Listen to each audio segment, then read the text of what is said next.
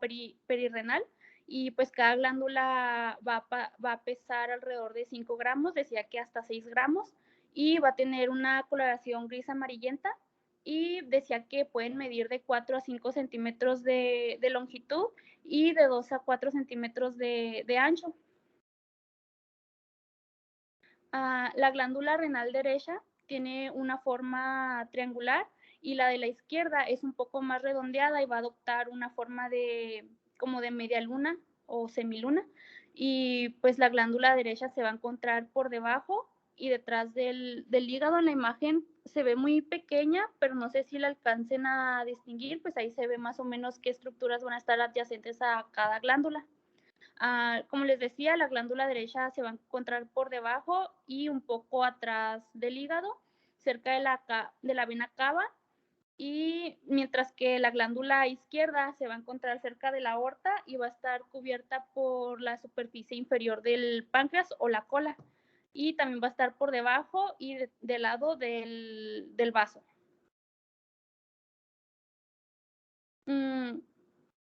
Pues cada glándula va a estar conformada primero por la corteza. Esta va a representar alrededor del 90% del total de masa, y esta parte va a ser la que se va a encargar de la producción de las hormonas esteroides, como es el cortisol y la aldosterona.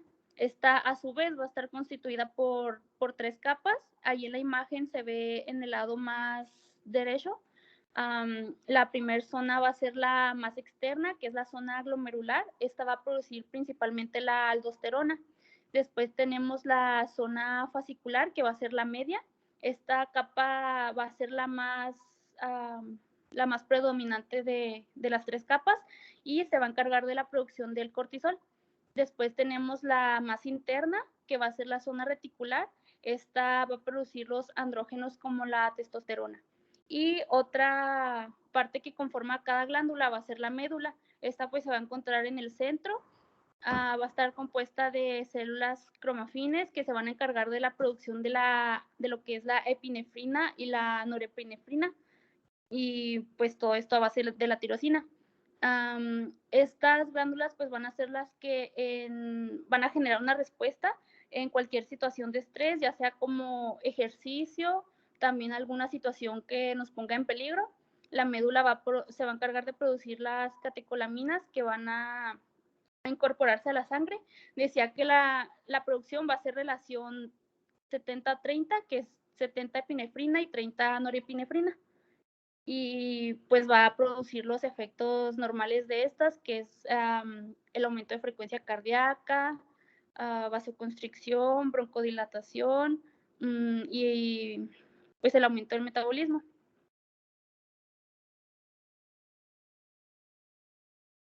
Cada glándula va a recibir 3 arterias que van a estar derivadas de la arteria frénica, de la aorta y de la arteria renal, siendo sus nombres van a ser las arterias suprarrenales superior, la media y la inferior respectivamente. Van a salir de cada una de estas.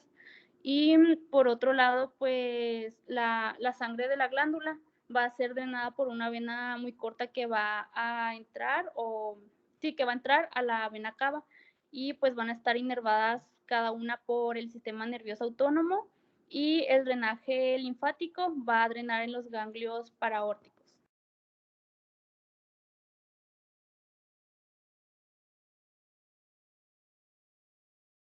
Después tenemos otro órgano muy importante que sería, ¿sí les aparece bien la presentación?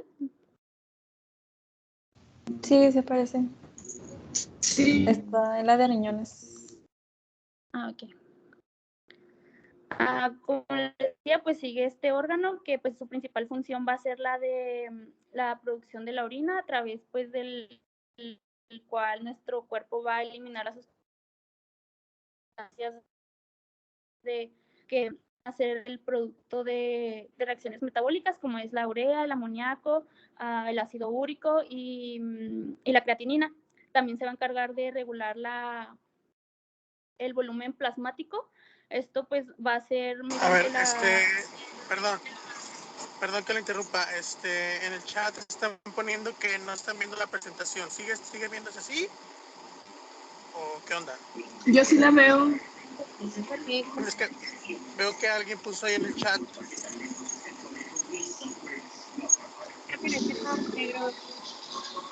Sí, dice la principal función del riñón es la producción de orina.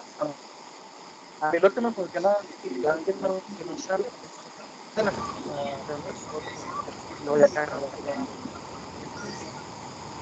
Yo no sé Casi no se escucha. eso es lo que yo hago. Yo no estoy pudiendo ver la presentación y ya me he salido y he entrado y no la veo. Sí, se ve la presentación y se escucha bien, creo que es el internet. Sí, es que bueno, es que perdón que interrumpa, pero es que en el chat de nosotros ponen ahí que creo que Aarón y Marisol están poniendo y Andoni ve que aparecen ahí negro, pues no sé ahí. Yo también no la ¿Sigue veo. apareciendo así o? Yo tampoco la estoy viendo y ya me salí y entré varias veces y no me aparece. Ok, ¿quién está compartiendo la? A mí me apareció. Yo estaba viendo la pantalla, doctor. Lo que pasa es que se me fue el internet y tuve que conectarme en el celular con mis datos, entonces ya la va a proyectar otra compañera. Ah, ok, entiendo. Ok. Bien. Sí, entiendo que ahorita pues por la cuestión de las redes puede fallar un poco, pero bueno, es que perdón que interrumpa, solo que vi que no se estaba viendo y dije a lo mejor era una cuestión aquí del programa o a ver qué onda. Ok, bueno, pues continúe, doctora, está bien. Entonces, ¿sí les digo ahí donde me quedé? Si quieres hacerte una diapositiva. ¿Una para atrás? Sí, una para atrás. Ah, pues estaba empezando a hablar de los ok, riñones. perfecto. Sí, entonces era lo Perfecto. primero. Ok, excelente. Ay, ¿dónde me quedé? Bueno, les digo que se encarga de... Ay, ¿dónde me quedé? En el volumen plasmático, pues lo va a controlar la concentración de la orina, ahorrando el agua pues cuando sea necesario y evitando la deshidratación. También se va a encargar de la osmolaridad de la sangre, va a regular la pérdida del agua y la concentración de iones en la sangre. También va a regular la presión arterial mediante la secreción de la hormona renina, que va a elevar la presión arterial cuando sea necesario. Se va a encargar también de secretar hormonas como la eritropoyetina. Esta va a ser pues muy importante ya que va a estimular la producción de los glóbulos rojos. También produce renina, que es pues también de las que van a ayudar en la regulación de la presión arterial. También decía que transforma la vitamina D en su forma activa, que va a ser pues imprescindible para mantener el calcio en los huesos. Y tiene una función metabólica que es la gluconeogénesis, del cual pues como sabemos el 90% o la mayoría va a ser, se va a llevar a cabo en el hígado y el 10% únicamente en el riñón. Ay.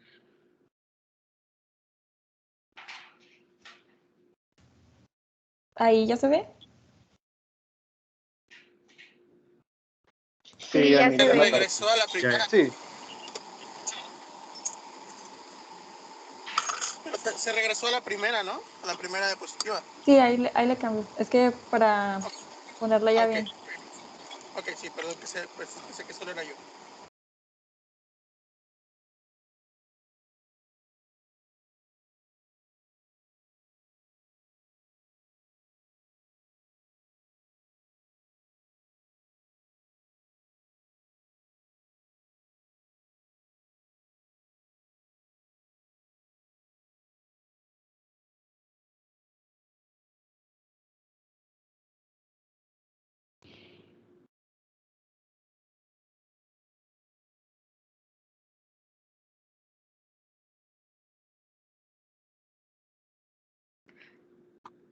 Bueno, ahí ya ven todos donde salen dos fotos y luego unas líneas al lado, ¿verdad? Sí. Sí, ok. Bueno, pues en el adulto van a pesar alrededor de 150 gramos cada uno. Decía que las medidas aproximadas son de 12 centímetros de largo y 6 de ancho. Obviamente va a variar, pero es el promedio en un adulto. van a tener una forma de frijol y un color rojo marrón. Su localización, pues bueno, estos van a ser órganos igual, pues retroperitoneales, van a estar situados en la parte posterior del abdomen. Hay pues obviamente dos, uno de cada lado de la columna vertebral. El riñón derecho va a estar por, por debajo y detrás del hígado, y el izquierdo va a estar debajo del diafragma y al lado del vaso. Pues van a caer a lo largo del borde del músculo psoas en sentido oblicuo. Van a estar situados en referencia a la columna, a las vértebras, van a estar posicionados entre la última vértebra torácica y las 3 primeras vértebras lumbares, que es la de la T12 a la L3. Decía que el riñón derecho pues se va a encontrar 1 a 2 centímetros por debajo del riñón izquierdo, esto pues debido a la posición del hígado, que va a desplazar ligeramente el riñón derecho hacia abajo.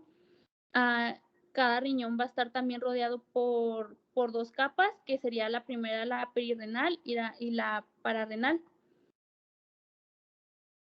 Aquí en esta imagen se pueden ver un poco más explícitas las partes de cada riñón.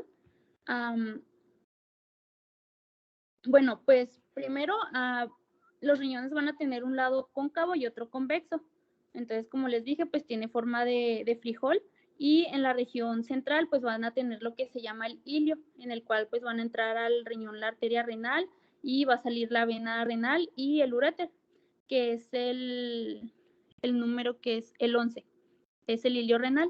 En el número 1 pues se encuentra la corteza, que esta va a tener un aspecto homogéneo y va a ser un color un poco más claro a diferencia de la médula. Y pues de esta van a haber unas proyecciones pequeñas hacia la pelvis, entre las papilas, que van a recibir el nombre de las columnas de Wernicke. Y en el número 2 es lo que sería la médula, que va a constar, decía que aproximadamente de 8 a 18 pirámides formadas por los túbulos renales. Y pues estos a su vez van a drenar en los cálices menores, que viene siendo el número 7. Y estos a su vez en el cáliz mayor, que es el número 8. Y pues en el vértice de cada pirámide, que es el número 4, pues se va a encontrar la papila renal, que va a estar muy próxima al ilio, que es el número... ¿Dónde está? La papila renal es el número 3 y el ilio el número 11. Entonces van a ir uniéndose todos hasta llegar al ilio, y después posteriormente pues sigue la pelvis renal y por último el uréter.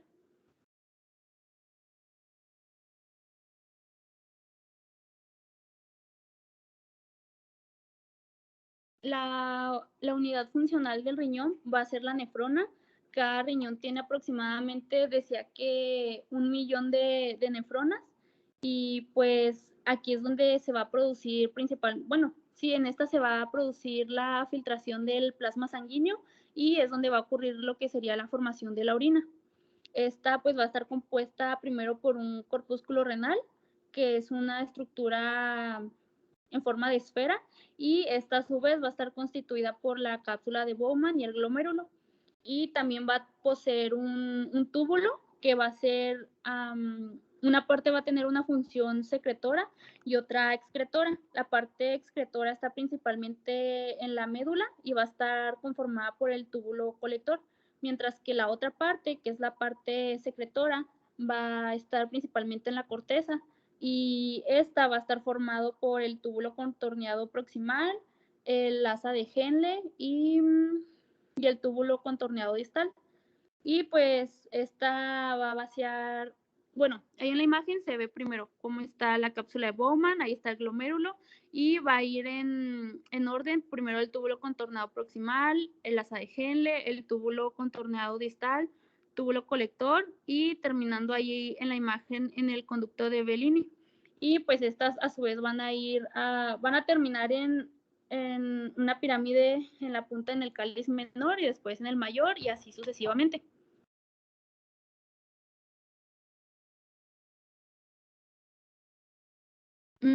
Ya hablando pues del sistema colector renal, aquí es donde se va a originar en la corteza, en los glomérulos, como les dije, pues sería en la cápsula de Bowman.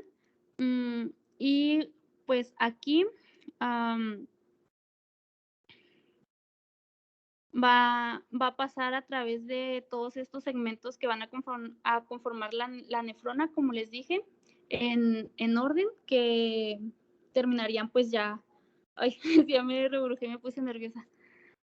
Sí, como les puse aquí en la imagen, pues que primero va a pasar por el túbulo contorneado proximal, después el asa de Henle, el distal, el colector, y pues ya terminando así y en el, ¿cómo se llama? En el cáliz menor y luego el mayor. En la vascularización, pues tenemos que cada riñón va a recibir flujo de sangre de una de las dos arterias renales, que estas pues van a partir de la aorta abdominal, y también pues van a tener una vena que va a partir de la vena cava, y pues todo esto va a pasar a través del hilio renal, como les había mencionado. Y pues es importante saber que la vena es anterior a la arteria. Al entrar en el hilio del riñón, pues la arteria renal se va a dividir en arterias segmentarias, que estas a su vez se van a ramificar en las arterias arciformes. Sí, ahí está en la imagen. Y que van a entrar estas a la médula y a la corteza renal, y pues a su vez estas que son las arterias arciformes, van a emitir algunas ramas pequeñas que van a ser las arterias corticales radiales, o también las que conocemos como interlobulillares. Estas también van a tener ramificaciones que van a ser las arteriolas aferentes, que van a conformar los capilares glomerulares que van a drenar en las arteriolas eferentes. Entonces, estas después se van a dividir en los capilares peritubulares, que van a proporcionar la sangre a la corteza. Y pues ya de retorno venoso van a seguir el mismo camino, pero inverso, y van a ser a través de las venas interlobulillares, venas arciformes, venas interlobulares, y así hasta que llegue a la vena renal, y después pues ya a la vena cava. Y pues dice que la vena renal, la derecha, va a medir 2.4 centímetros de largo, mientras que la vena renal izquierda va a medir de 6 a 10 centímetros de largo. Esto pues como están posicionados los riñones respecto a la vena cava, que pues el derecho está un poco más proximal que el izquierdo.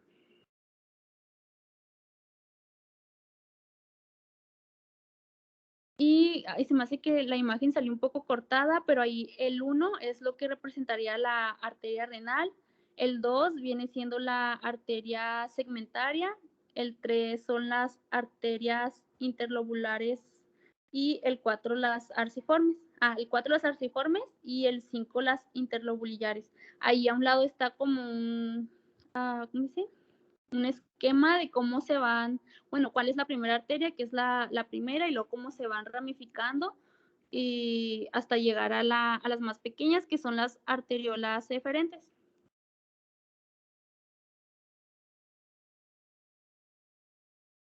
Y pues hablando de lo linfático, los linfáticos que pertenecen al lado izquierdo del riñón izquierdo, van a drenar en los ganglios linfáticos paraórticos laterales, y los del riñón derecho, todo va a drenar en los ganglios intercabaórticos y en los ganglios paracavos derechos.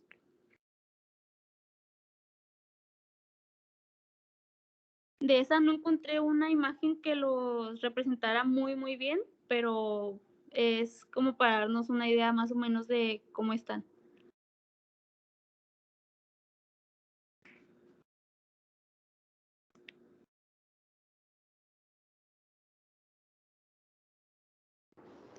Muy bien. ¿Me escuchan bien?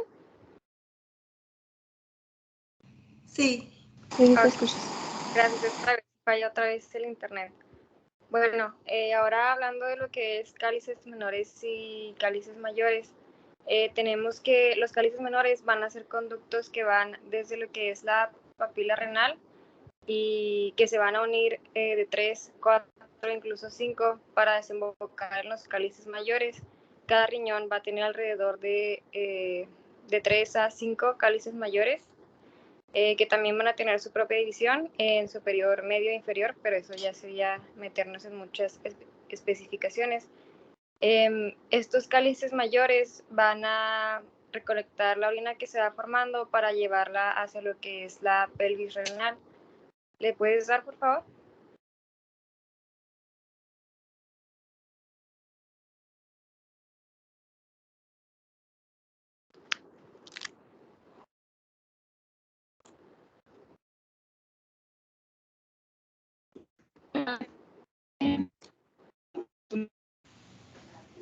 ¿Ahí se cambió?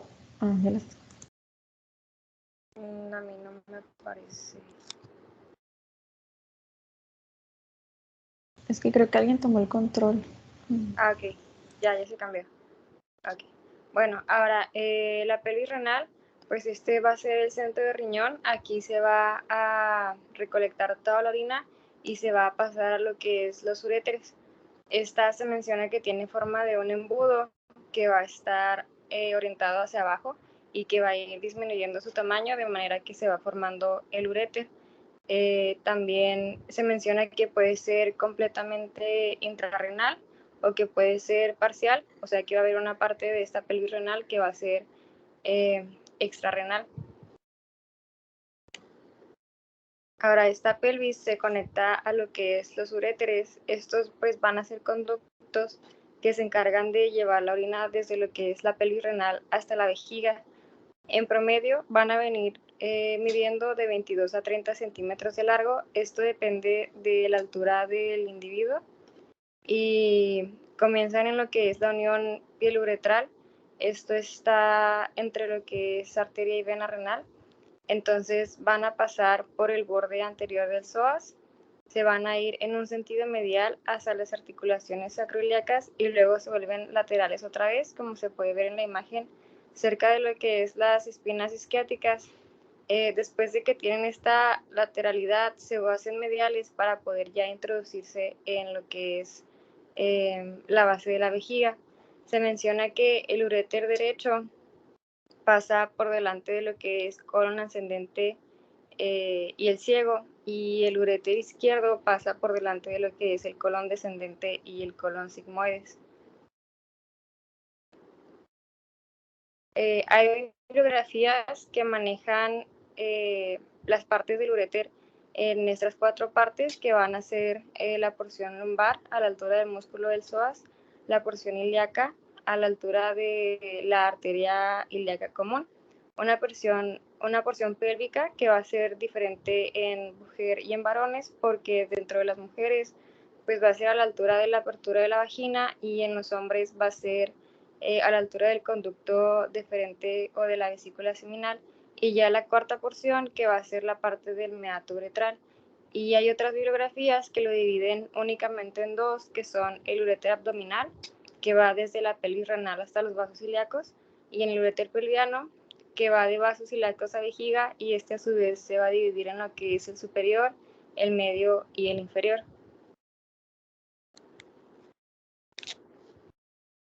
Ahora los uréteres van a tener 3 puntos de estrechamiento, que son la unión pieluretral, el cruce de los vasos ilíacos y la unión uterovesical. Y estos puntos de estrechamiento son importantes porque son las áreas en las que suelen alojarse los cálculos renales.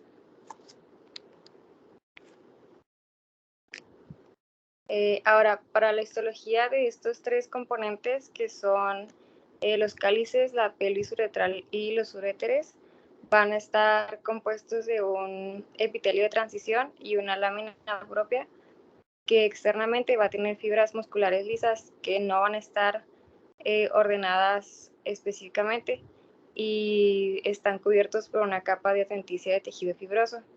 También la irrigación arterial va a ser para lo que es de las arterias renales para pelvis y uréter superior. El uréter medio va a estar irrigado por lo que es las arterias espermáticas u ováricas y el uréter inferior por las ramas de las arterias ilíacas.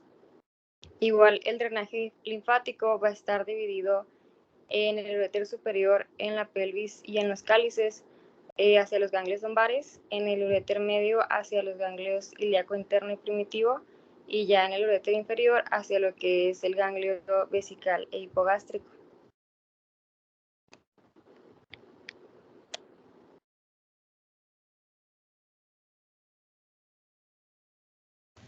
Bueno, ahora vamos a pasar con la vejiga. Dejen, tomo el control.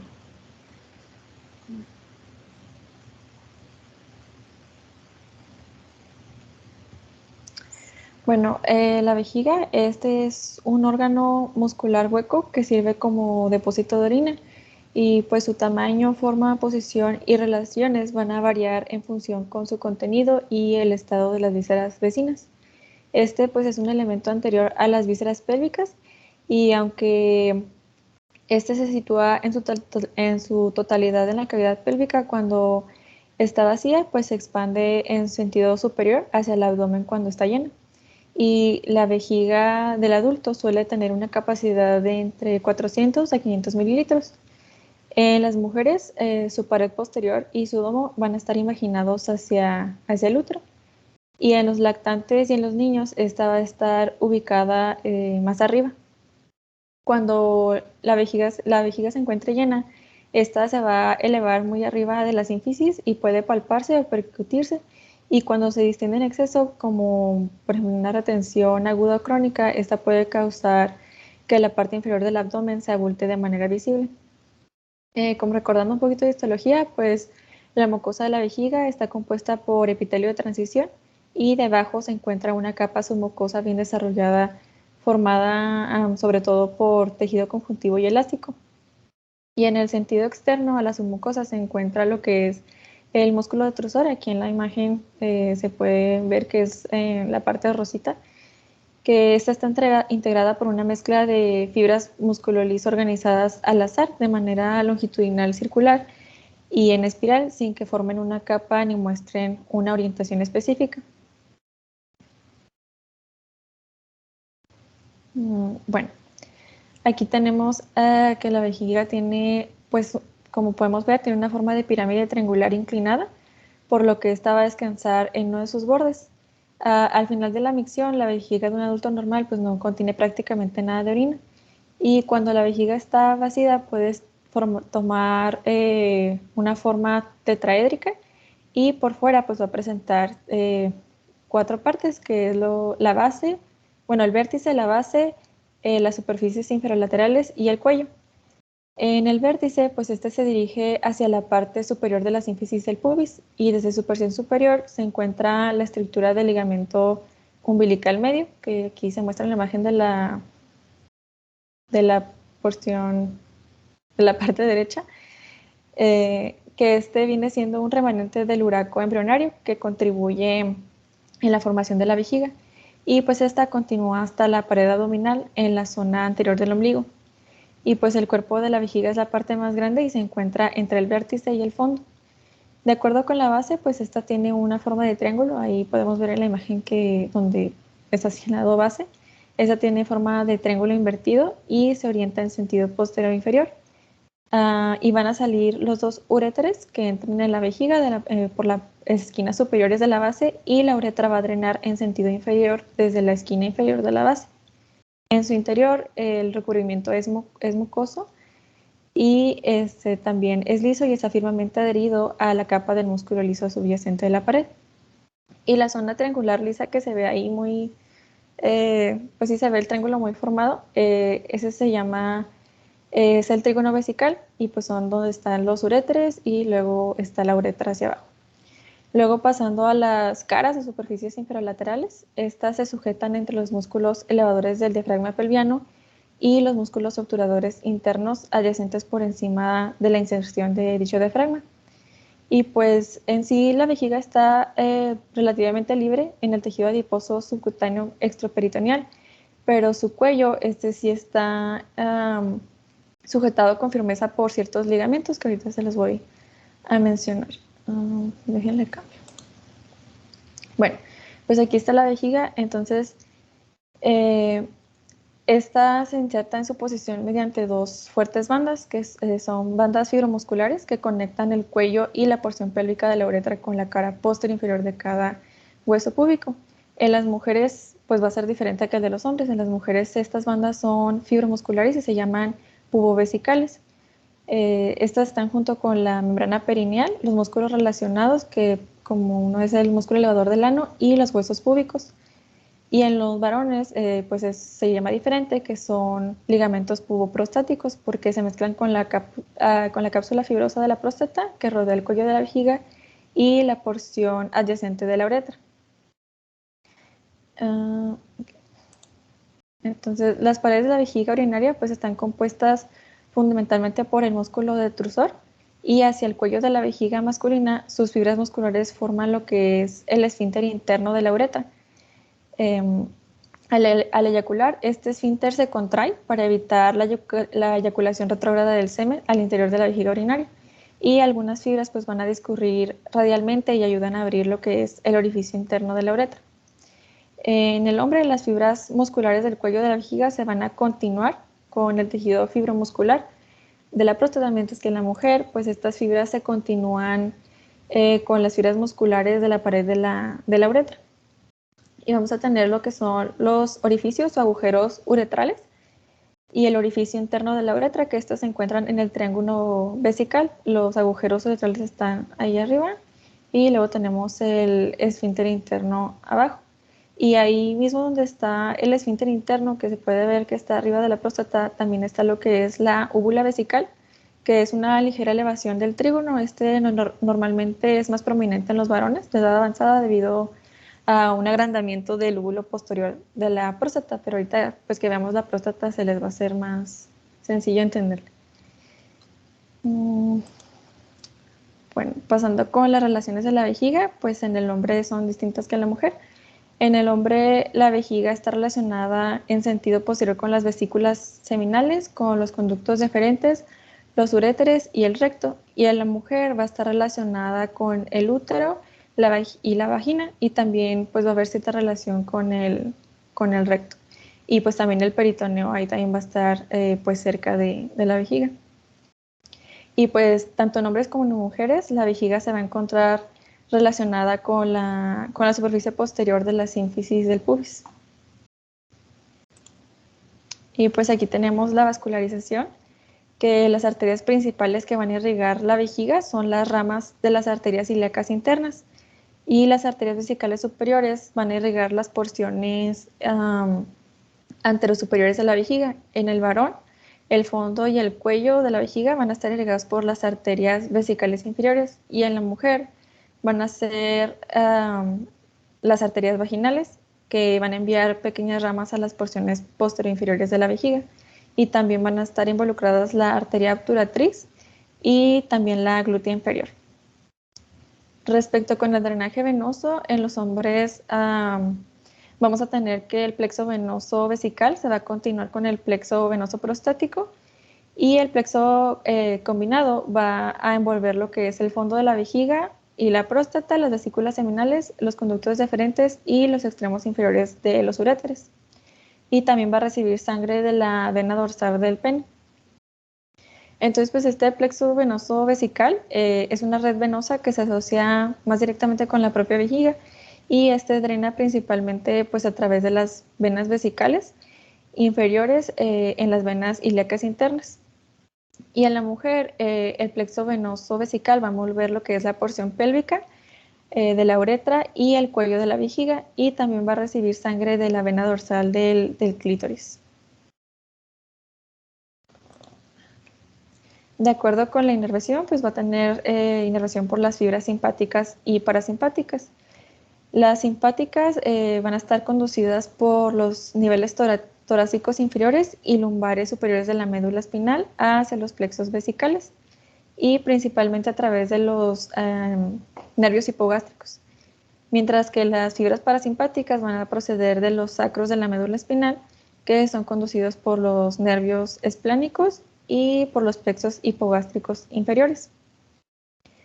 Las fibras parasimpáticas pues son motoras, estas van a servir para el músculo detrusor de la pared vesical y también van a ser inhibidoras del esfínter interno de la uretra en el varón. Y con la inervación simpática, pues esta lo que va a hacer que va a estimular lo que es la eyaculación y simultáneamente también va a hacer la contracción del esfínter interno de la uretra para evitar el reflujo del semen al interior de la vejiga.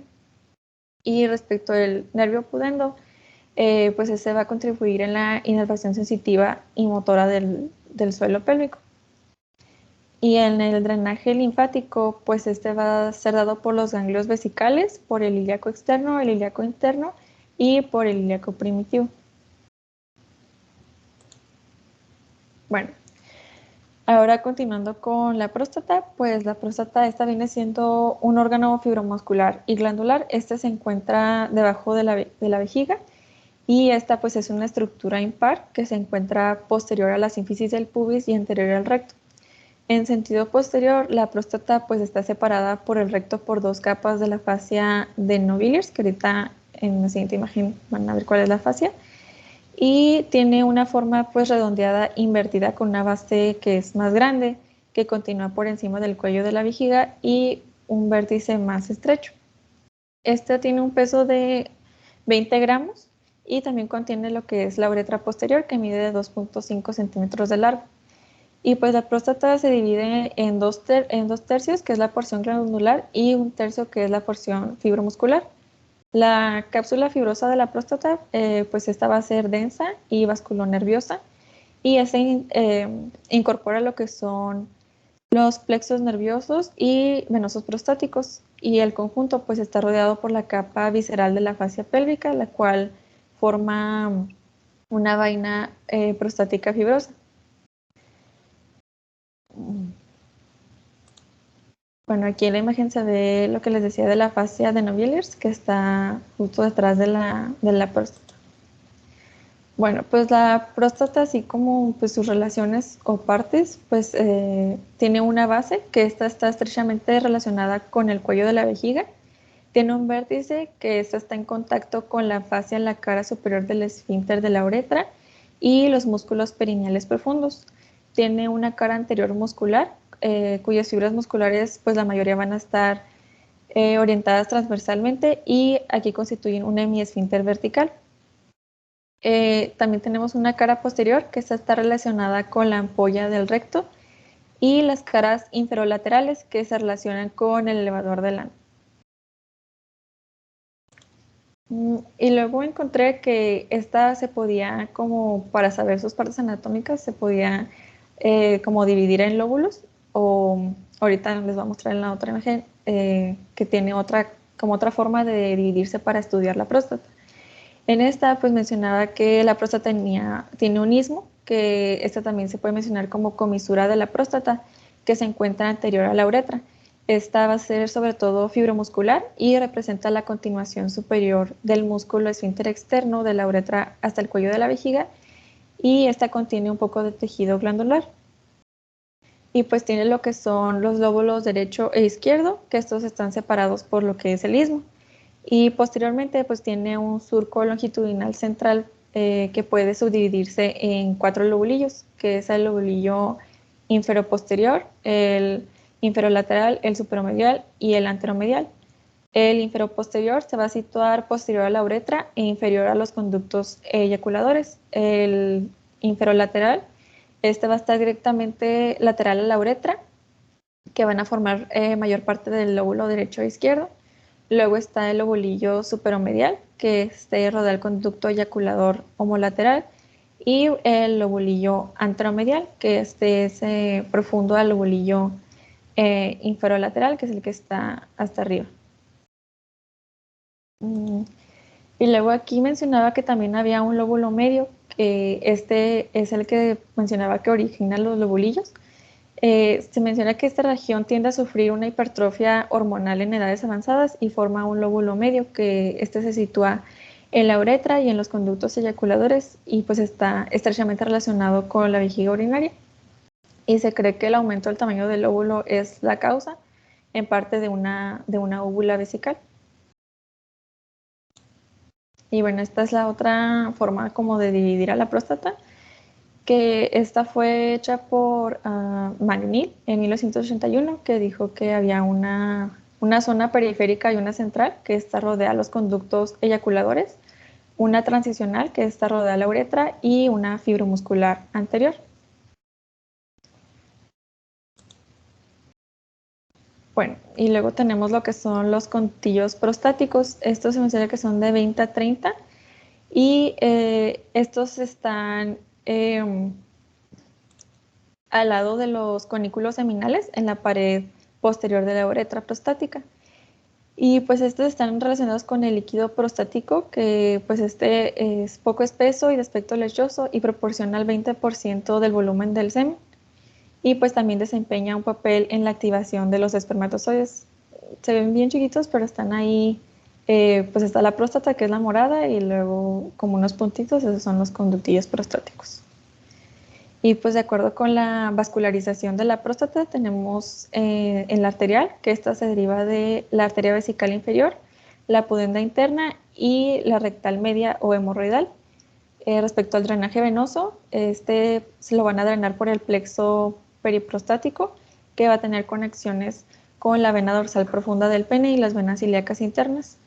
De acuerdo con su inervación, esta recibe inervación por los nervios simpáticos y parasimpáticos del plexo hipogástrico, y de acuerdo con los vasos linfáticos, son drenados por los ganglios internos, sacros, vesical e ilíaco externo. Y pues aquí tenemos otra imagen donde se ven pues más claritos los conductillos o orificios prostáticos.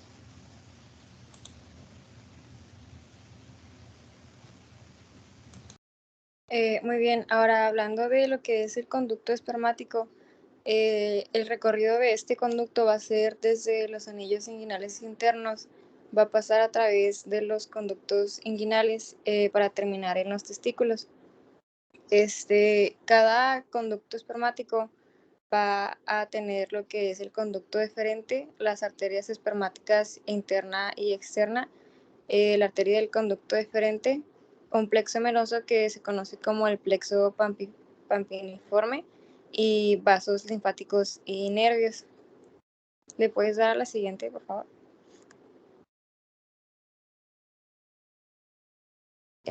Bueno, aquí en estas imágenes se puede apreciar un poquito mejor cuáles son los contenidos de este conducto espermático. Se menciona que está cubierto por una fascia de tejido conjuntivo para poder darle estabilidad a todas las arterias, el plexo, los nervios y todo lo que lleva el conducto. También se menciona que como irrigación, está irrigado por la arteria espermática izquierda. Su drenaje venoso es por parte del plexo que lleva, que es el plexo pampiniforme, y sus vasos linfáticos van a drenar en los ganglios ilíacos externos. Y pues como ya sabemos, estos conductos diferentes se encargan de empujar los espermatozoides desde los testículos hacia arriba para pasar por encima de la vejiga y van en dirección hacia la glándula prostática.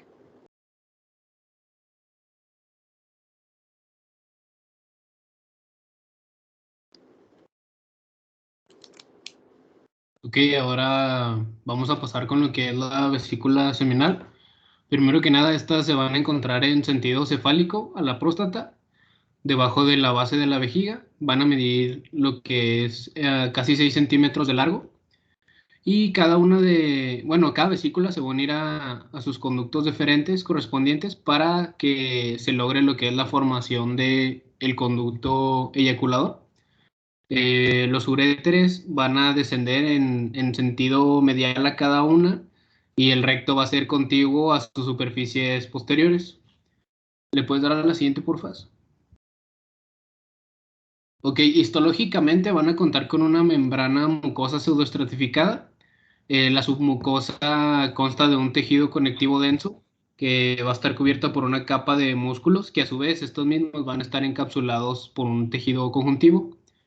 Durante la emisión seminal, lo que va a suceder es que el músculo de la vesícula seminal se va a contraer bruscamente y va a generar que se expulse hacia el conducto eyaculador parte de lo que es la secreción depositada en lo que es la luz de la glándula. Y bueno, en el caso de la irrigación, la inervación y los vasos linfáticos, la bibliografía me mencionaba que la irrigación iba a ser compartida con lo que es la próstata. Entonces íbamos a estar hablando de lo que son las arterias vesical inferior, la pudenda interna y la recta medial. La irrigación venosa tendrá relación con lo que es la vena dorsal profunda del pene y las venas ilíacas internas. Y la inervación iba a provenir de lo que es el plexo nervioso simpático y el drenaje de los vasos linfáticos, perdón, va a dirigirse hacia los ganglios ilíaco interno, sacro, vesical e ilíaco externo.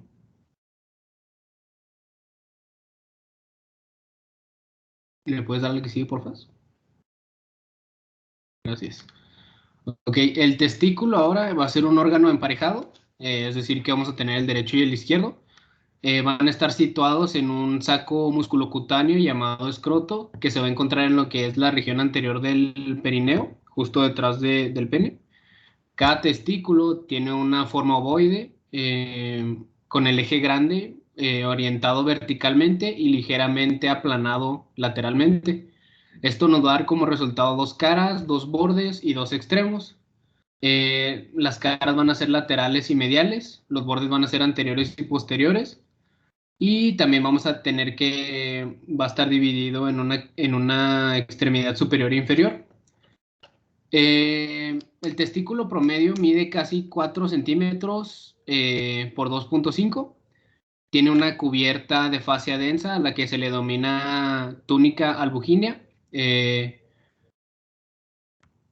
También van a estar cubiertos anterior y lateralmente por lo que es la capa visceral de la túnica vaginal serosa. Esta va a ser una continuación de lo que es la capa parietal y va a separar los tejidos va a separar a los testículos de lo que es la pared escrotal. Por lo general va a existir una pequeña cantidad de líquido dentro del saco de la túnica vaginal. Y bueno, en el polo superior de los testículos va a estar el apéndice de los testículos y va a haber un pequeño cuerpo pedunculado de aspecto similar al apéndice del epidídimo. Y bueno, en este caso vamos a tener diferentes componentes, bueno, no componentes, sino como las cubiertas de los testículos, ¿verdad? Primero vamos a tener la piel, vamos a tener el escroto, así se le va a denominar, vamos a tener el dartos, que va a ser un músculo fino adherido al escroto, y este va a poseer un tabique o septo central. Vamos a tener la fascia espermática externa, que va a tener o va a estar compuesta por así decirlo, por dos hojas, una subcutánea y otra profunda. Vamos a tener la fascia cremastérica. Esta va a estar ligada a lo que es el músculo cremaster. Y también vamos a tener el cremaster, ¿verdad? Va a ser de tipo muscular individual para cada testículo. Permite el desplazamiento de estos hacia la cavidad abdominal y su termorregulación. Ahora, la túnica vaginal se va a dividir en dos capas. Una de estas va a ser parietal, que va a derivar de lo que es el peritoneo, y vamos a tener por otro lado una lámina visceral. Esta va a derivar del peritoneo visceral. Y bueno, la túnica albugínea no va a depender tanto de lo que es la pared abdominal. Es una diferenciación propia del testículo. De esta van a partir dos septos que dividen al testículo en los bulillos. Cada uno de estos va a contener un gran número de tubos seminíferos que, como son muy largos, están contorneados en la periferia y rectos en el interior del testículo, donde estos se van a anastomosar entre sí, dando origen a la red de testis. De esta van a partir los conductos eferentes que desembocan en el epidídimo. ¿Le puedes darle que sigue, por favor? Ok. Ahora, histológicamente cada lobulillo va a contener de 1 a 4 túbulos seminíferos, cada uno de los cuales mide casi 60 centímetros de largo.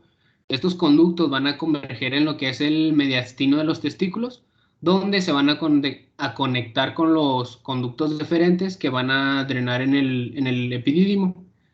El túbulo seminífero va a tener una membrana basal que contiene tejido conjuntivo y elástico, y esto va a dar soporte a lo que son las células seminíferas, que son de dos tipos.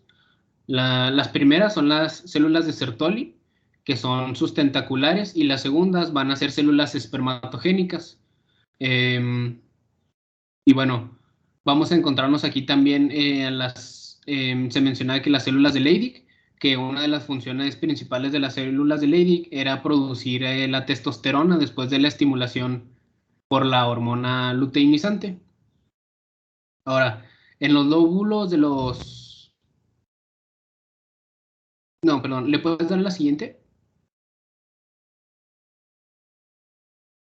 Rápidamente, el epidídimo va a formar parte del sistema reproductor masculino. Este va a recubrir la parte posterior del testículo y va a corresponder a la parte inicial de lo que son los conductos que permiten la creación del esperma. Y bueno, este órgano va a permitir el almacenamiento, la maduración y el transporte de los espermatozoides durante la eyaculación. Ahora, si pasamos a su irrigación, los testículos van a estar irrigados por las arterias espermáticas, la arteria deferencial y la arteria funicular. La irrigación venosa van a estar encargadas las venas espermáticas a su vez también. Y cuando estas se llegan a obstruir, pueden producir una varicocele. La inervación de los testículos va a presentar una doble inervación. Las fibras simpáticas se originan en los sistemas medulares T10 y T11, y las fibras parasimpáticas a partir de los nervios vagos. Estas fibras nerviosas van a seguir a la arteria testicular hasta inervar el testículo. Siguiente, por favor. Ok. Ahora, el pene. El pene va a constar de 3 partes: la raíz, el cuerpo y el glande. Va a contener 3 tejidos eréctiles, 2 cuerpos cavernosos y un cuerpo esponjoso. Además, el pene va a transmitir el haz neurovascular peneano, así como la parte terminal de lo que es la uretra, que esta pues va a ser la abertura en su punta, ¿verdad? Por lo tanto, va a ser un punto de encuentro entre lo que es el sistema urinario y el sistema reproductor. Y pues bueno, sus funciones van a estar definidas dentro del espectro de funciones de estos dos sistemas. A su vez, es responsable, como lo mencionamos ahorita, de la reproducción, y sabemos que transporta el líquido seminal y los espermatozoides, así como sensaciones de excitación y placer. Y fuera del estado de excitación sexual, el pene se describe como flácido, mientras que durante la excitación sexual se describe como erecto. Bueno, como les mencioné ahorita, va a estar compuesto por 2 cuerpos, el cavernoso y el esponjoso. Ahorita más adelante voy a mencionar un poquito más a fondo estos. La raíz del pene va a corresponder a la parte más proximal del órgano. Se ubica en lo que es el triángulo urogenital del perineo. En este punto se fija la sínfisis púbica a través de los 2 ligamentos suspensorios del pene. La raíz consta de 2 músculos, el isquio cavernoso y el bulbo esponjoso, y expansiones de tejidos eréctiles, los 2 pilares y lo que es el bulbo. Los pilares del pene van a ser las proyecciones proximales de los cuerpos cavernosos. Estos van a divergir lateralmente y cada pilar se va a unir a una rama isquiopúbica ipsilateral. El bulbo del pene va a ser una expansión proximal del cuerpo esponjoso, y este se va a encontrar en el intervalo entre los pilares y va a ser continuado por el músculo bulbo esponjoso. Ahora, pasando a lo que son los cuerpos cavernosos, estas van a ser 2 masas eréctiles que se van a encontrar dentro de la pared dorsal del pene. Cada uno va a comenzar dentro de la raíz, van a atravesar el eje y termina en lo que es la zona del glande. Y bueno, estos cuerpos cavernosos van a estar envueltos de la túnica albugínea. Esta va a ser una capa de tejido conjuntivo fibroelástico denso.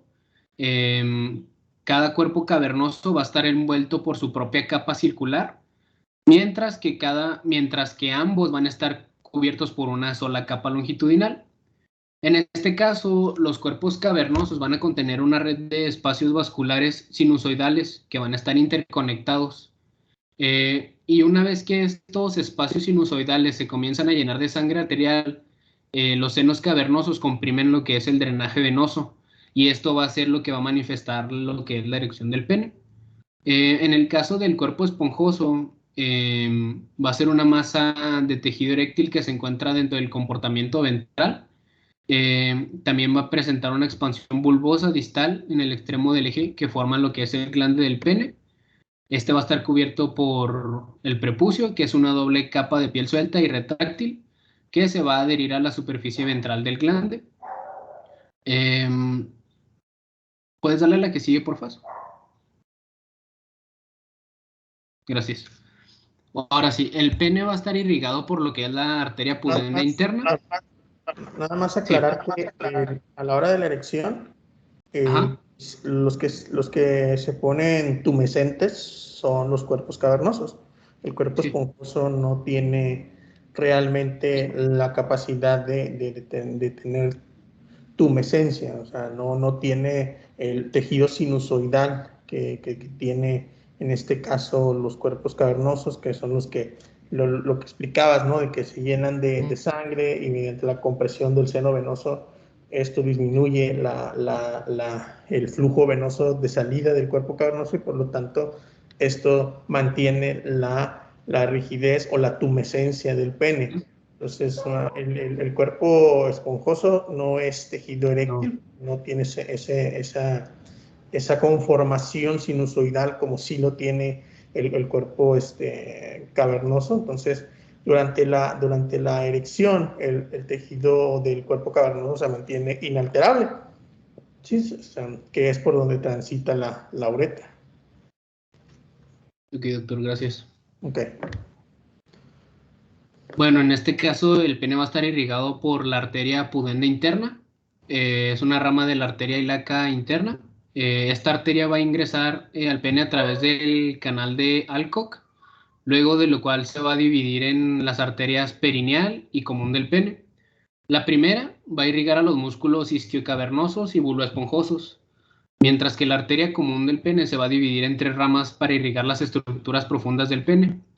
Primero, vamos a tener dentro de estas 3 ramas a la arteria del bulbo del pene, entre el bulbo y viaja hasta el glande y va a suministrar tanto al bulbo como a la uretra del pene.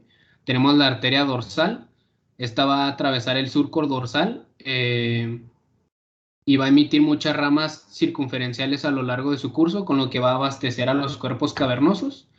Y tenemos la arteria profunda. Este va a ser un vaso emparejado que va a viajar por el centro de cada cuerpo cavernoso y va a emitir arterias rectas y helicoidales a lo largo de su curso que van a desembocar directamente en los sinusoides de los cuerpos cavernosos. En el caso de la inervación sensitiva va a provenir de una rama terminal del nervio pudendo, el nervio dorsal del pene también, y este nervio va a atravesar lo que es el surco dorsal entre los cuerpos cavernosos junto con la arteria y la vena del mismo nombre.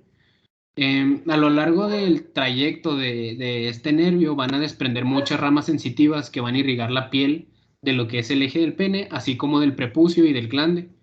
En este caso, el glande va a recibir la mayoría de las terminaciones nerviosas sensoriales, por lo que se podría decir que es la zona más sensible. Y lo que es la raíz del pene va a recibir inervación sensorial de las ramas del nervio ilioinguinal. La inervación autónoma permítame tantito, doctor, es que se me apareció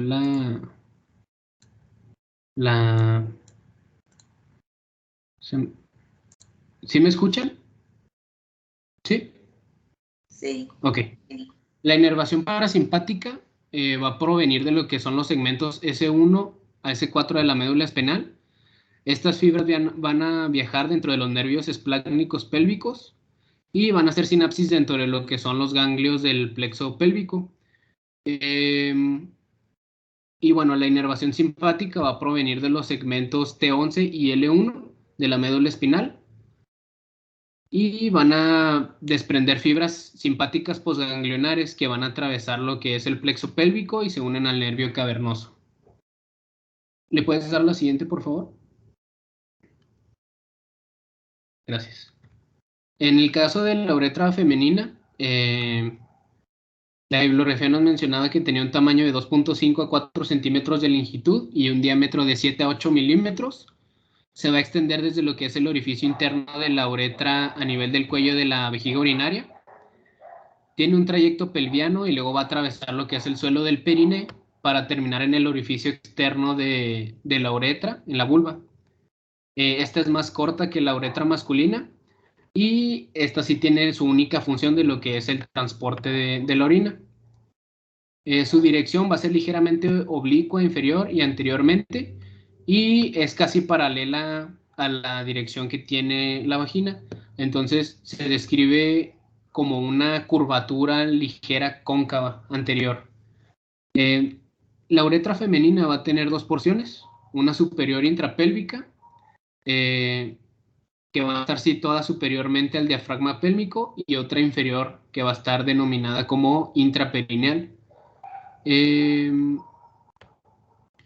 Bueno, en este caso, las arterias que irrigan la uretra femenina proceden para la porción pélvica de las arterias vesical inferior, y vaginal, ramas de la arteria ilíaca interna, así como de la arteria vesical anterior, rama de la arteria pudenda interna.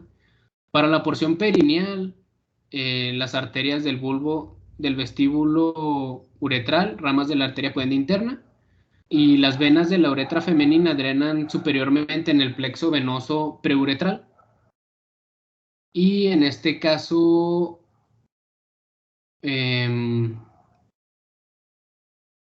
vamos a tener también a los vasos linfáticos de la uretra femenina. Estos van a drenar en los nódulos linfáticos ilíacos externos, y los nervios que la van a inervar, van a proceder del plexo hipogástrico inferior y del nervio pudendo.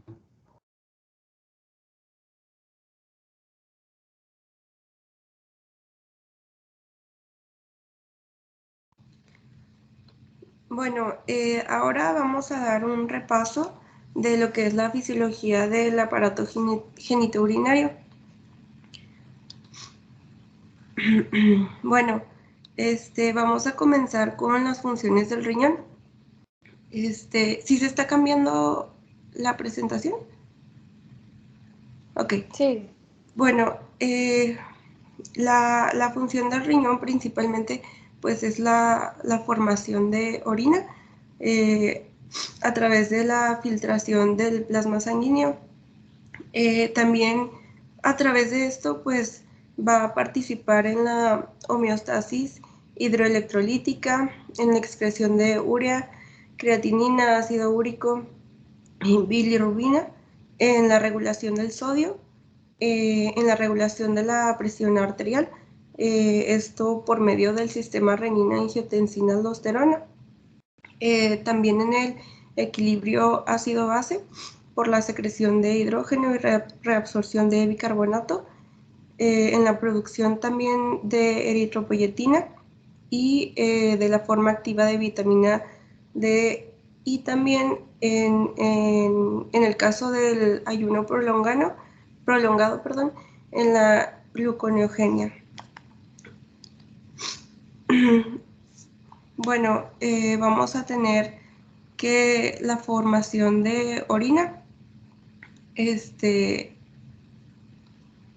va a comenzar en el glomérulo, y primero se va a filtrar el plasma sanguíneo, y después ya va a pasar el líquido filtrado, en donde se van a reabsorber sustancias que se filtraron pero que son útiles para el cuerpo, y después se van a secretar sustancias de la sangre hacia el líquido filtrado.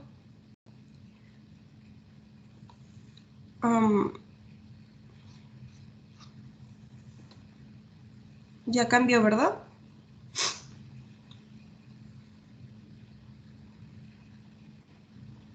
Ok. Bueno, ahí en la flechita amarilla vemos que es la filtración glomerular. Esta se va a dar en el cuerpo 25 veces al día o 180 litros por hora. Ya después se va a dar en la flechita verde la reabsorción tubular y donde se van a recuperar sustancias por medio del transporte activo y pasivo. Después en la flechita morada vemos la secreción tubular, donde van a pasar desde los capilares hacia los túbulos sustancias como hidrógeno, amoníaco y amonio, y ya lo que quede ya va a ser la orina y es lo que se va a excretar. Y bueno, aquí es lo mismo, pero pues nada más vemos qué es lo que se secreta en cada porción de los túbulos. Y bueno, finalmente la orina va a ser 95% agua y 5% soluto, que se va a componer de urea, sodio, potasio, fosfato, sulfato, creatinina y ácido úrico.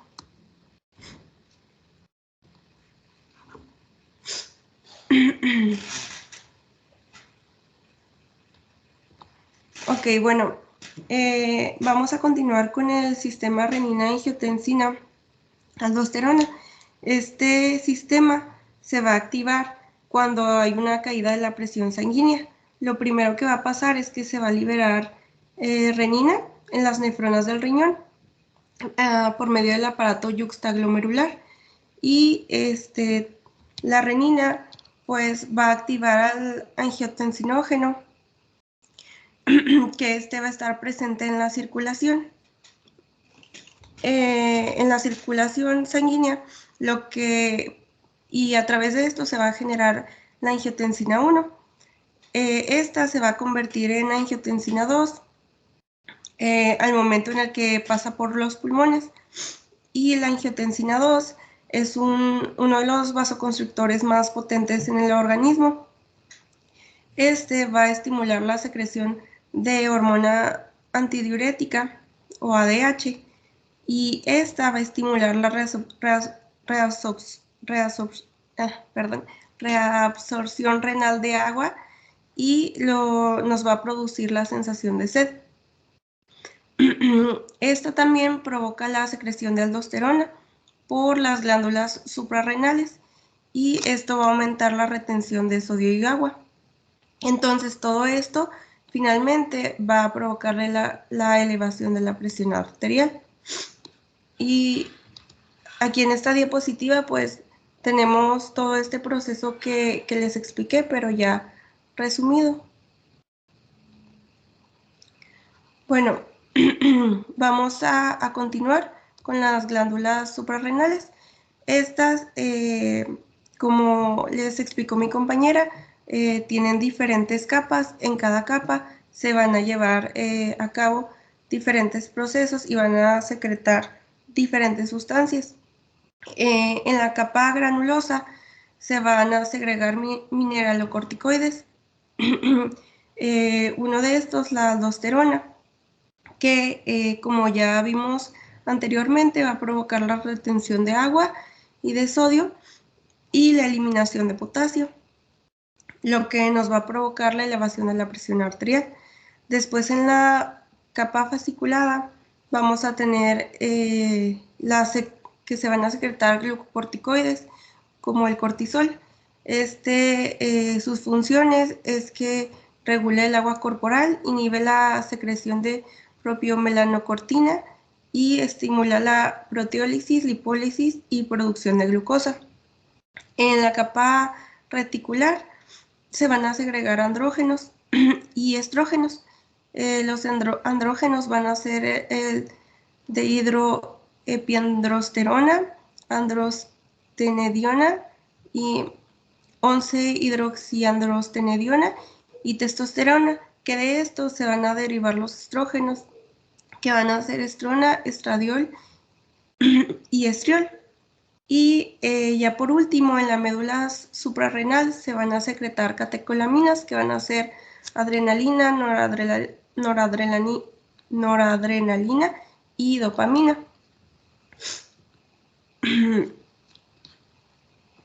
Y bueno, aquí tenemos cuáles son las capas y qué es lo que secretan. Y bueno, vamos a pasar ahora a la fisiología del sistema reproductor masculino. Pues este sistema tiene dos funciones principales que van a ser la espermatogénesis y la secreción de hormonas sexuales. Y bueno, la espermatogénesis se va a dar en los testículos, específicamente en los túbulos seminíferos, en las células de Sertoli y también en el epidídimo. En las células de Sertoli se va a dar la secreción de testosterona y estas van a tener el entorno adecuado para la espermatogénesis. También van a secretar proteínas ligadoras de andrógenos y hormona antimülleriana. También las células intersticiales de Leydig, que son las redonditas moraditas que aparecen ahí en la imagen, pues estas van a secretar también testosterona, el 95% de la testosterona circulante, y pues van a participar en el eje hipotalámico hipoficiario gonadal. El epidídimo es el lugar donde se va a dar la maduración de los espermatozoides. Y tenemos que al día se producen 6.5 millones de espermatozoides por gramo de parénquima. Y en una eyaculación el contenido normal va a ser de entre 150 y 600 millones de espermatozoides.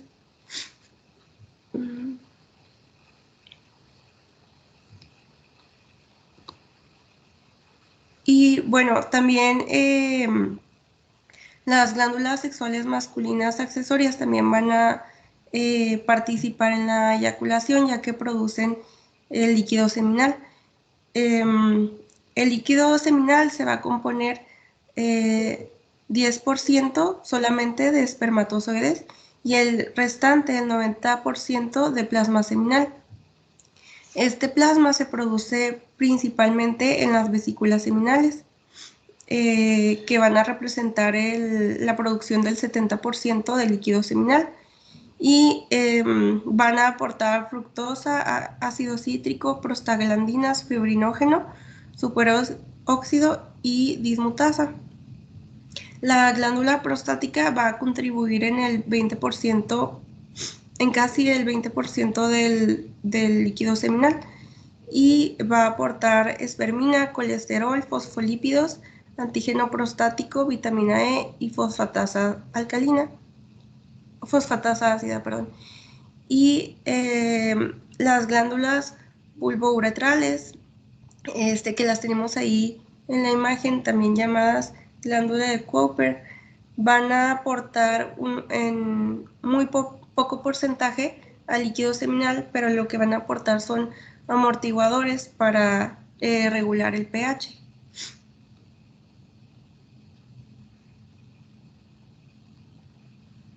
¿Ahí me escuchan bien? Sí. Ok, gracias. Bueno, Se escucha ahora, muy bajito. Un poquito bajo. el micrófono. ¿Ahí me escuchan mejor? Sí. No. Bueno, yo no. Bueno, a ver, voy a intentar gritar porque ya estoy casi pegada a la computadora. Ahí ya te escuchas. Sorry, compañera. Sí, no, no te preocupes, gracias. Bueno, para empezar con la fisiología de la micción, ¿le das, por favor? Bueno, se dice que en un sujeto sano, la micción va a ser el resultado de la coordinación entre lo que es el músculo extrusor, el esfínter interno y el esfínter externo uretral.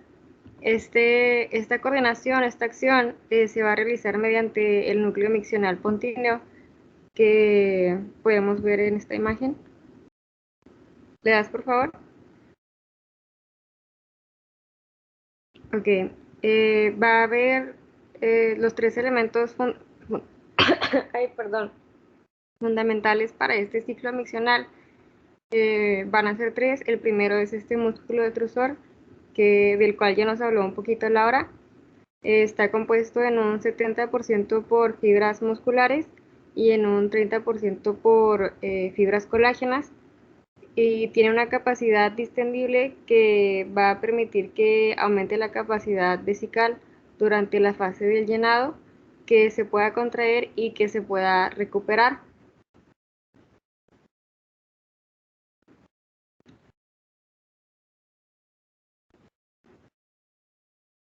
¿Se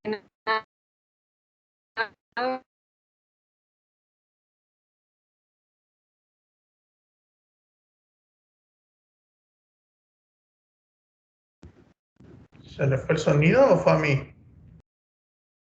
Yo me estaba preguntando lo mismo, Se le se le fue el sonido. No sé Sí, si se ya le les fue. cambió.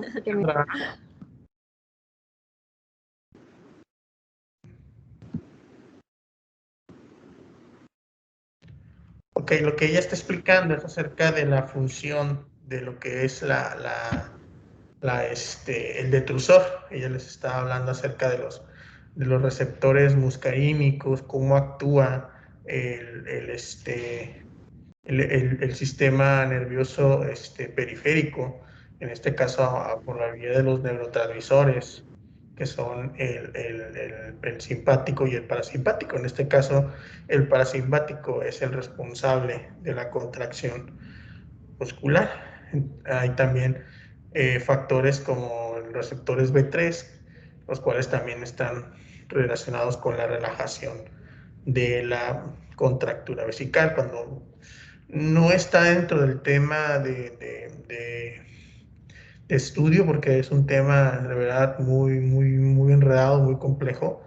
Están los temas de las vejigas hiperactivas. La vejiga hiperactiva es precisamente eso, la contracción involuntaria de la vejiga, ¿sí? Y generalmente se traduce clínicamente con una urgencia miccional.